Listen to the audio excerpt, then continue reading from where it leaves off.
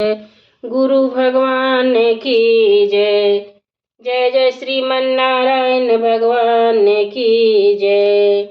बृहस्पति महाराज की जय। बोलो प्रेम से विष्णु भगवान की जय। एक समय की बात है, भारतवर्ष पति राजा राज करता हुआ बड़ा प्रतापी और दानी था। वह प्रतिदिन मंदिर में दर्शन करने को जाता था तथा ब्राह्मण गुरु से सेवा किया करता। उसके दरबार से कोई भी निराश नहीं लौटता। प्रत्येक गुरुवार को व्रत रखता, पूजन करता था, हर दिन गरीबों की सहायता करता था। परंतु यह सब बातें उसकी रानी को अच्छी नहीं लगती थी। वह न व्रत करती और किसी को एक दम तक दान देती थी। राजा से वैसा करने को मना करती थी। एक समय की बात, राजा शिकार के लिए वन को गए थे। घर में रानियां और दासियां थी। उस समय गुरु बृहस्पति देव साधु रूप धारण कर राजा के दरवाजे पर भिक्षा मांगी तो कहने लगी, हे साधु महाराज, मैं इस दान और पुण्य से तंग आ गई हूँ। मेरे से तो घर का कार्य समाप्त नहीं होता। इस कार्य के लिए मेरे पति देव ही बहुत है। आप इस प्रकार कृपा करें कि शब्द नष्ट हो जाए तथा मैं आराम से रह सकूं। साधु बोले, हे देवी, तुम तो बड़ी विचित्र हो। संतान और धन से कोई दुखी नहीं होता, इसको सभी भी चाहते हैं। पापी पुत्र धन की इच्छा कर। अगर आपके पास अधिक धन होगा तो भूखे मनुष्य को भोजन करो, पिया और अगर ब्राह्मणों को दान दो, धर्मशाला बना, कुआं, तालाब, बावली, बगीचे आदि का निर्माण कराओ, निर्धन मनुष्य कुमारी कन्याओं का विवाह करो, धन शुभ कर्मों में खर्च करो, तुम्हारा कुल का कर्मों विवाह अनेक आदि कर्म करो। इस प्रकार के कर्मों से कुल और नाम पर लोक में सार्थक मोक्ष की प्राप्ति होगी। मगर वह रानी इन बातों से खुश न। साधु से बोली, हे साधु महाराज, मुझे ऐसा धन की आवश्यकता नहीं जिससे और मनुष्य को दान दूं तथा जिसके रखने पर मेरा सारा समय ही बर्बाद हो जाए। साधु ने कहा, हे देवी, तुम्हारी ऐसी इच्छा यही मैं तुम्हें बताता हूँ, वैसा ही करना। बृहस्पतिवार के दिन गोबर से घर को अपने केशों को धोना, केशों को धोते समय स्नान करना, ऐसा करना वह हजामत करना, भोजन के समय मांस मदिरा खाना, कपड़ा धोबी के हाथ धुलने डालना। इस प्रकार से बृहस्पतिवार करने से तुम्हारा सब धन नष्ट हो जाएगा। ऐसा कहकर साधु अंतर ध्यान हो गए। रानी ने साधु के कहने के अनुसार ही किया। 3 बृहस्पतिवार बीते, सब धन नष्ट हो गया। राजा और रानी भोजन के दोनों में तरसते रहे, संसारी भोगों से दुखी होकर रहने लगे। तब राजा रानी से कहा, हे रानी, तुम यहाँ पर रहो, तुम यहाँ पर मैं दूसरे देश को जाऊं।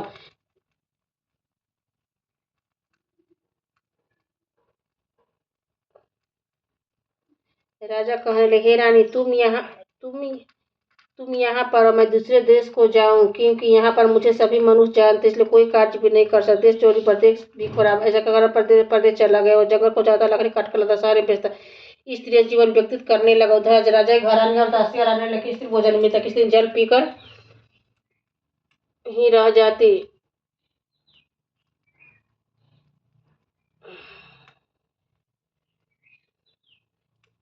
एक रानी तो रानी तथा दासी को 7 रोज बिना भोजन के व्यतीत हो गए। रानी ने अपनी दासी से कहा, हे दासी, यहाँ पासी के नगर मेरी बहन रहती है, बड़ी धनवान है, तू उसके पास जाओ, पान से बेचकर मेरे से कुछ समय के लिए गुजर हो जाएगा। इस प्रकार रानी की आज्ञा मानकर दासी उसके बहन के पास गई।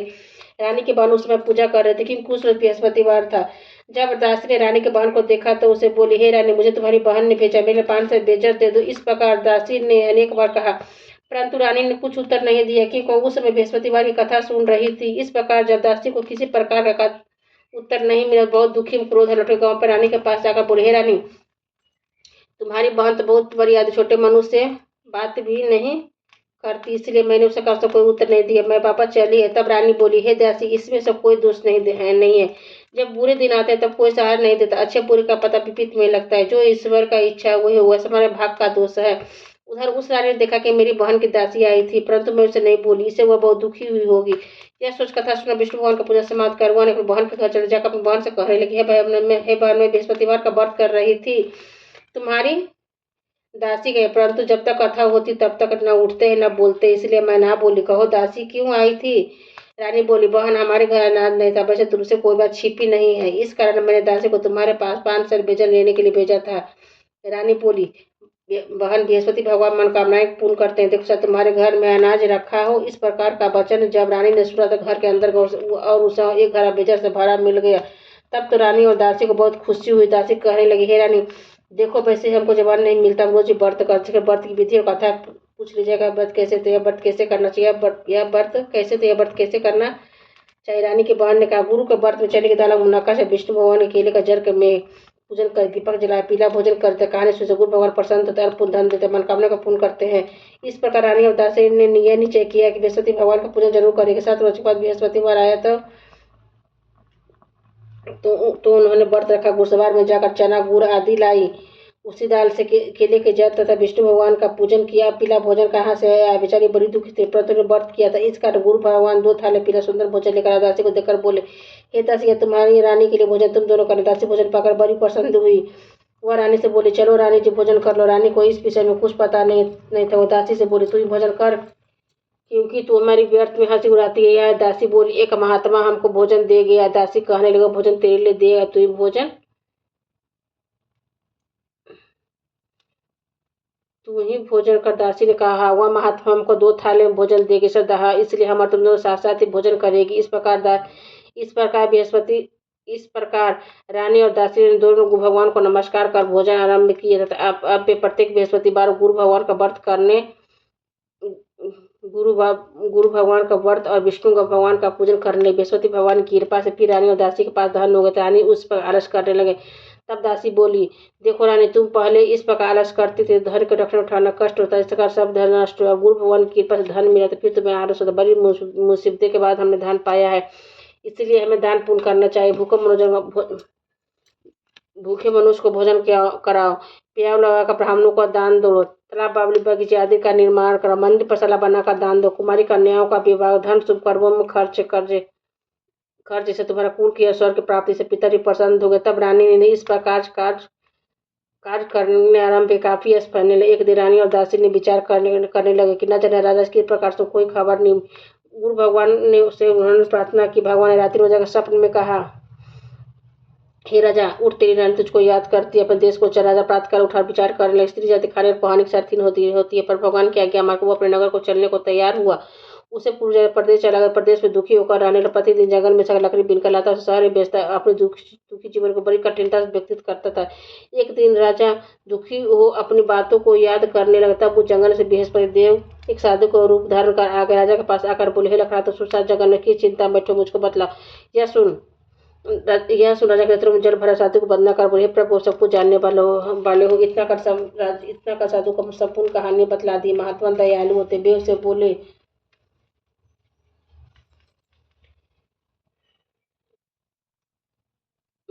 बोले, हे राजा, तुम्हारी स्त्री ने बृहस्पति देवता का अपराध किया था, जिस कारण तुम्हारी दशा। अब तुम किसी प्रकार चिंता मत करो, भगवान तुम्हें पहले से अधिक धनवान करेंगे। देखो, तुम्हारी स्त्री ने गुरुवार का व्रत आरंभ कर दिया। तुम मेरा कहा मानकर बृहस्पतिवार का व्रत करके चनेदार गुरुजर को लोटे में डालकर केले का पूजन कर, फिर कथा का वर्षण, भगवान तेरी सब मनोकामना को पूर्ण करे। साधु प्रशंसा देकर राजा बोले, हे प्रभु, मुझे लकड़ी बेचकर तो पैसा नहीं मिले जिससे भोजन करने को प्रांत को बचा सको। मैंने रात्रि में अपनी रानी को व्याकुल देखा, मेरे पास कुछ भी नहीं खबर मांगा, फिर कौन सी कहानी का वो मुझको मालूम नहीं है। साधु ने कहा, हे राजा, तुम किसी बात का चिंता मत करो। बृहस्पतिवार के दिन तुम रोजाना की तरह लकड़ियाँ लेकर शहर को जाओ। तुमको रोज से दुगना धन प्राप्त होगा। तुम भली भांति भोजन कर लोगे तो बृहस्पति पूजा सामान मिल जाएगा। बृहस्पति का अनेक प्रकार से है। बृहस्पति महाराज की जय। प्राचीन काल में एक ब्राह्मण था, बहुत ही था, कोई संतान नहीं थी। उसकी स्त्री बहुत मिलता के साथ रहती थी। वो स्नान नहीं करती, किसी देवता को पूजन नहीं करती, प्रातः कर उठते, स्वर्ग पढ़ते, भोजन करती थी, बाद में कोई अन्य कार्य करते थे। ब्राह्मण देवता बड़ी दुखी थे, बेचारे बहुत कुछ करते थे, किंतु तो कोई परिणाम निकले। भगवान की कृपा से ब्राह्मण की स्त्री को कन्या रूपी रतन पैदा हुआ। कन्या अपने पिता के घर बड़ी हुई। वह का प्रातः स्नान करके विष्णु भगवान का जाप करने, बृहस्पतिवार का व्रत करने लगी। अपने पूजन पाठ को समाप्त कर सूर्य बुट्टी में जौ भर के प्रसाद के मार्ग में डालती, तब जो सोने को लड़के घर ले आती थी। एक दिन की बात है, वह भर का सूप सोने जो फटक साफ कर रही थी कि उसके पिता ने देख लिया और कहा, ये बेटी सोने फटकने के लिए सोने का सूप होना चाहिए। दूसरे दिन गुरुवार तक उसने व्रत रखा। गुरुवार उसका सोने जो फटक सब उस होना चाहिए। दूसरे दिन गुरुवार था। उस कन्या ने व्रत रखा। बृहस्पति देवता से प्रार्थना करके कहे, प्रभु, मैंने आपको सच्चे मन से पूजा की तो मेरे सोने का सूप दे दो। बृहस्पति भगवान ने उसकी प्रार्थना स्वीकार कर ली। रोजाना की तरह वो कन्या जब फैलाती हुई जाने लगी। जब लौटकर जब बिन रही थी तो बृहस्पति के पास सोने का सूप उसे घर ले आई। उसे जौ साफ करने लगी, परंतु उसका माँ का वही ढंग। एक दिन के बाद वह कन्या सोने का सूप में जौ साफ कर रही थी। उसी समय सर्प राजपुत्र वहां से होकर निकले। उस कन्या को प्रकाश को देखकर मोहित हो गया तथा अपने घर जाकर भोजन जल त्याग उदास हो लेट गया। जब राजा को इस बात का पता लगा तो प्रधानमंत्रियों के साथ उसके पास गया, बोला, हे बेटा, तुम्हें किस बात का कष्ट, किसने अपमान किया अथवा और जो कारण उसको वही कार्य कर जो तुम प्रशंसा हो। राजकुमार ने अपने पिता की बातें सुनी और बोला, मुझे आपकी कृपा से किसी पर दुख नहीं, किसी मेरा अपमान नहीं किया है, परंतु मैं उस लड़की के साथ विवाह करना चाहता हूँ जो सोने का सूत में जो सब कर रही थी।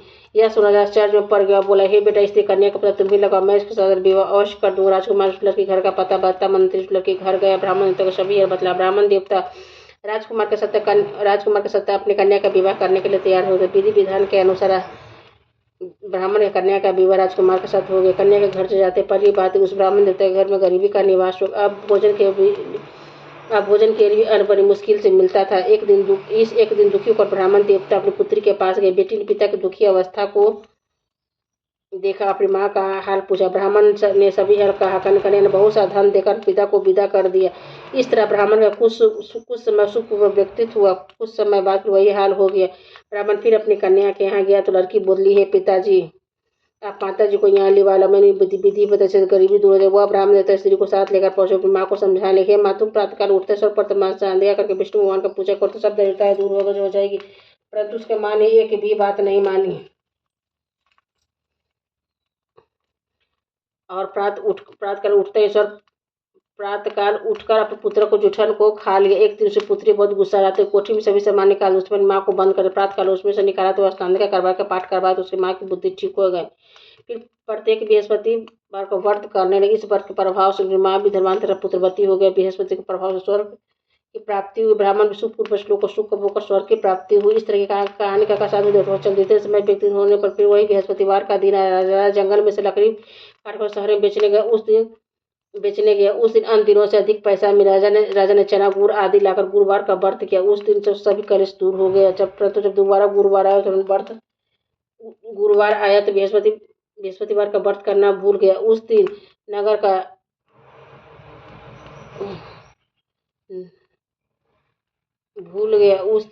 का राजा ने विशाल का योजना किया था।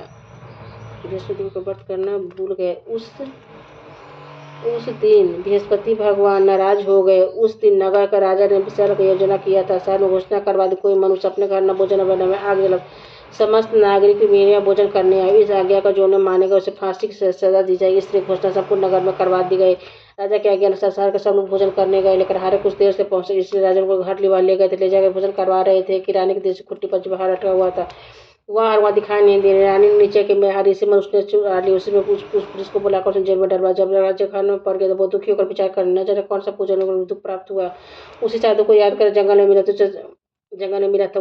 उस समय तत्काल बृहस्पति साधु के रूप में प्रकट हो गया। उसकी दशा देखकर कहने लगा, अरे मूर्ख, तूने बृहस्पति देवता की कथा नहीं कही जिसका तेरे दुख प्राप्त हुआ। चिंता मत करो, बृहस्पतिवार के दिन जखाने दरवाजे पर 4 पैसे मिलेंगे। जिस तू बृहस्पति का पूजा करना, तेरा सभी कष्ट दूर हो जाएगा। बृहस्पतिवार के दिन उसे जखाने दरवाजे पर 4 पैसे में राजा ने कथा कही। उस रात्रि को बृहस्पति नगर के राजा के सपने में कहा, हे राजा, तुमने जिस आदमी को जखाने बंद कर दिया निर्दोष है, वो राजा से छोड़ देना। रानी के हार उसी खुट्टी पर लटका हुआ। अगर तू ऐसा नहीं कर देगा तो मैं तेरे राज्य को नष्ट कर दूंगा। इस रात्रि उस स्वप्न को देखकर राजा प्रातःकाल उठा, खुट्टी पर हाथ देकर लकड़हारे से छावा रहता। राजा जो सुंदर भूषण देकर विदा करते। गुरुदेव की आज्ञा अनुसार राजा अपने नगर को चल दे। जब राजा नगर के निकट पहुंचा तो उससे बड़ा शहर जो नगर पहले से अधिक बाग तालाब कुएं तथा बहुत से धर्मशाला मंदिर आदि बन गए थे। राजा पूछा, किसकी धर्मशाला? तब नगर सब लोग कहने लगे रानी और तथा दासी को है। राजा को आश्चर्य हुआ और गुस्सा भी आ गया। जब रानी ने यह खबर सुनी कि राजा आ रहे तो दासी से कहे, दासी, देख राजा कितनी बुरी हालत में छोड़ गए, तो हमारी ऐसी हालत देकर लौट न जाए, इसीलिए तू दरवाजे पर खड़ी हो जा। रानी की आज्ञा अनुसार दासी दरवाजे पर खड़ी हो गई। जब राजा आ रहे तो 7 लीवार लाई। तब राजा ने क्रोध कर अपनी तलवार निकाली और पूछने लगे, बतला यह धन तुम्हें कैसे प्राप्त हुआ है? तब रानी ने कहा, यह सब धन बृहस्पति देव की कृपा से प्रभाव से प्राप्त हुआ है। राजा ने नीचे किया के साथ रोज के सभी बृहस्पति का पूजा करते, परंतु रोजाना दिन में 3 बार कहानी कहा करूँगा। तो अब हर समय जो पट्टे में चढ़ के दाल बंधी रहते, 3 बार कहानी कहता। एक रोज राजा ने विचार किया कि चलो अपनी बहन के यहाँ हो। इस तरह नीचे राजा घोड़े पर सवार अपनी बहन के यहाँ चलने लगा। मार्गों से देखा कुछ आदमी मुर्दे को लिए जा रहे हैं। तो उन्होंने रोक कर राजा कहने लगा, अरे भैया मेरी बृहस्पतिवार की कहानी सुन लो। वे बोले, लो हम आदमी मर गया, इनको कथा है परंतु कुछ आदमी बोला, चको हम तुम्हारी कथा को सुनेंगे। राजा ने दाल निकाली, जब पता आधी हुई तो मुर्दा हिलने लगा, जब पता समाप्त हो गया राम राम करके वो मुझ खड़ा हो गया। आगे मार किसान खेत में हल चलाता हुआ मिला। राजा ने उसे देखा और उससे पूछा, अरे भैया मेरी बृहस्पतिवार की कहानी सुन ले। किसान बोला, जब तक मैं तेरी कथा सुनूंगा तब तक मैं 4 हरिया जोत लूंगा, अपनी कथा किसी और को सुना। राजा के हरते ही बैल पछाड़ खाकर गिर पड़े तब किसान के पेट में बहुत जोर से दर्द होने लगा। उसे मार रोटी लेकर आया। उसने जब यह देखा तो पुत्र से सवाल पूछा, बेटे सभी कर दे। बुढ़ी दौड़ते सवार के पास गई और सब बोली, मैं तेरी कथा सुनूं, तू अपने कथा मेरे खेत पर चलकर करा। राजा ने बुढ़े खेत पर जाकर कथा कही, जिसको सुनते हुआ बैल उठ खड़े थे। किसान के पेट का दर्द बंद हो गया। जब राजा अपनी बहन के घर पर पहुंचा, बहन ने भाई को खूब मेहरबानी की। दूसरे रोज प्रातःकाल जगा तो वो देखने लेने लगा, सब लोग भोजन कर रहे हैं। राजा ने अपनी रानी से कहा, कोई मनुष्य भोजन की मेरी बृहस्पतिवार की कथा सुन ले। बहन बोली, हे भाई यह देश से पहले यह भोजन करते बाद में कोई अन्य कार्य करेगा, कोई पड़ोस में देखा वैसा का देखने चले, परंतु कोई ऐसा व्यक्ति नहीं मिला जिससे भोजन नहीं किया। अतः वह कुमार के घर जिस लड़का बीमार था उसे मालूम है इसके तीनों से किसी ने भोजन नहीं किया है। रानी ने अपने भाई की कथा सुनने के लिए कुम्हार से कहा, तैयार हो गए। राजा ने जाकर बृहस्पतिवार की कथा कही, जिसको सुनकर उस लड़का ठीक हो गया। तब तो राजा की प्रशंसा होने लगी। राजा अपनी बहन से कहा, हे बहन हम अपने घर को जाएंगे, तुम भी तैयार हो जाओ। राजा की बहन ने अपनी सास से कहा। सास बोली, हाँ चली जाए, परंतु अपने लड़कों को मत ले जाना, क्योंकि तेरे भाई का कोई औलाद नहीं होती है। बहन ने अपने भाई से कहा, हे भैया मैं तो चलूंगी पर कोई बालक नहीं जाएगा। राजा बोले, जब कोई बालक नहीं चलेगा तुम ही क्या करो। बड़े दुखी मन से राजा अपने नगर को लौट आए। राजा ने अपनी रानी से कहा, हम निर्वंशी राजा, हमारा मुंह किसी को दिखने का धर्म नहीं, और कुछ भोजन आदि और कुछ